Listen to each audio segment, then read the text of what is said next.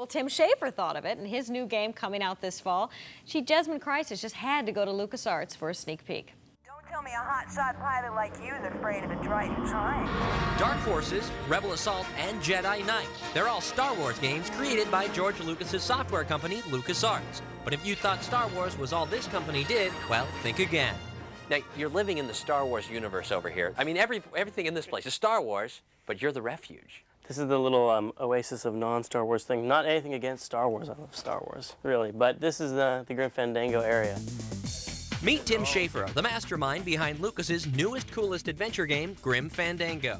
A game that borrows heavily from film noir themes and Mexican folklore. Everybody here is just as dead as you. That's why we call it the land of the dead. In the game, you become one of these Calaveras. His name is Manny, a travel agent who helps his fellow Calaveras cross over to the land of the dead with some style. Wouldn't you rather cross the land of the dead in your own sports car? Maybe try a luxury ocean cruise?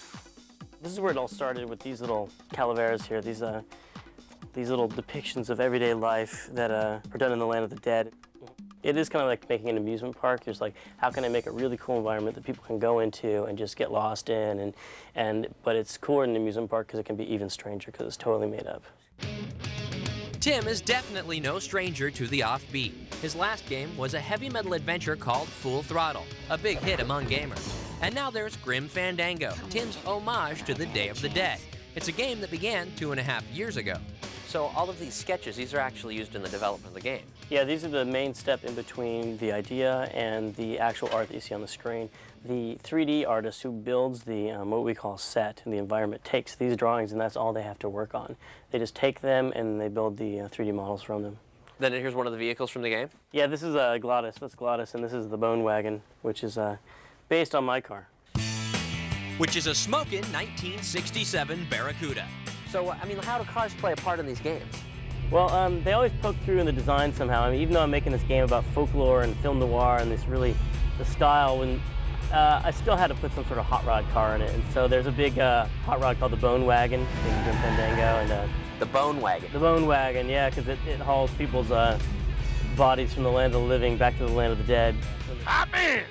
So now you're into like Big Daddy Roth and Ratfink and stuff. I've always liked, just like Hot Wheels when I was a kid, and just they sneak it in, even though it might not seem appropriate to a game that's about folklore and anthropology, possibly. But it's hard to keep something with just a big engine and a lot of pipes out of the game for me.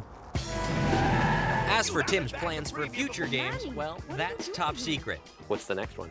The next game? Yeah. Woo! That's gonna be good. You know, that car suits Desmond. The Bonewagon. Although you're more a Mustang person, I think. That depends on the